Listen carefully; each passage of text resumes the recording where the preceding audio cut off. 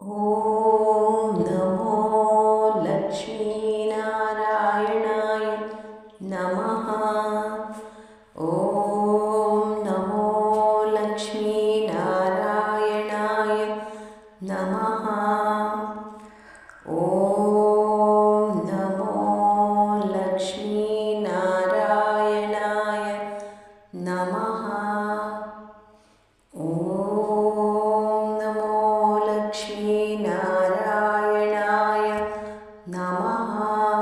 ॐ लक्ष्मीनारायणाय नमः। ॐ लक्ष्मीनारायणाय नमः। ॐ लक्ष्मीनारायणाय नमः। ॐ लक्ष्मीनारायणाय नमः। ॐ लक्ष्मीनृसिंहाय नमः। ॐ लक्ष्मीनृसिंहाय नमः। ॐ लक्ष्मीनृसिंहाय नमः। ॐ लक्ष्मीनृसिंहाय नमः।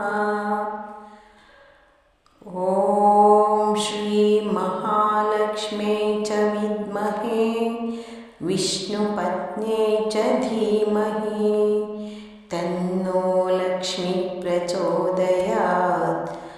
ॐ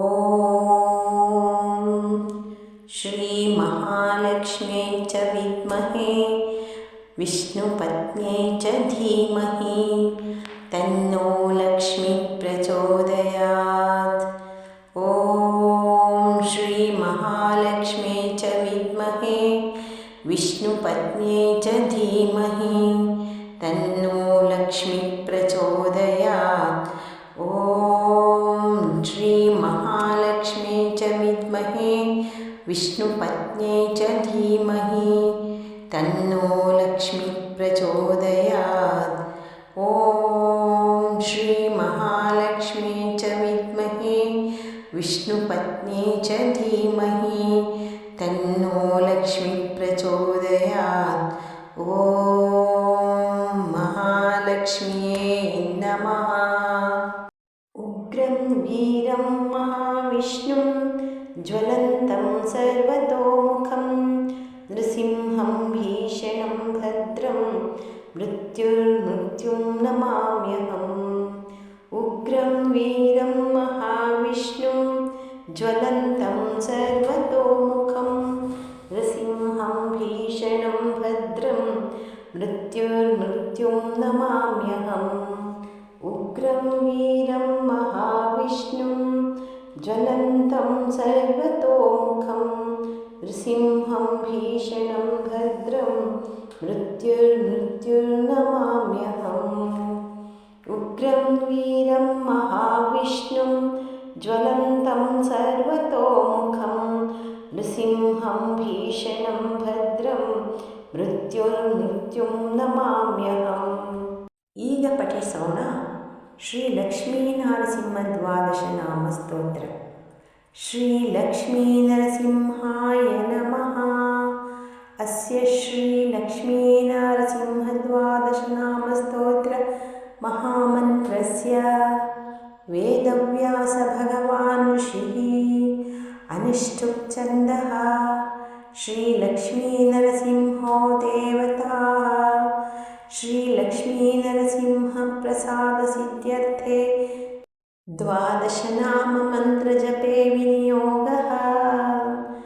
ಪ್ರಥಮಂ ತು ಮಹಾಜ್ವಾಲ ದ್ವಿತೀಯಂ ತು ಶ್ರೀಕೇಸರಿ ತೃತೀಯಂ ವಜ್ರದಷ್ಟ್ರಂ ಚ ಚತುರ್ಥಂ ಚ ವಿಶಾರದಃ ಪಂಚಮಂ ನಾರಸಿಂಹಂ ಚ ಷಷ್ಠಂ ಕಶ್ಯಪಮರ್ದನ ಸಪ್ತಮೋ ರಕ್ಷಹಂತಾ ಚ ಅಷ್ಟಮಂ ದೇವವಲ್ಲಭಂ ನವ ಪ್ರಹ್ಲಾದವರದೋ ದಶಮೋ ಅನಂತಹಸ್ತಕಾಃ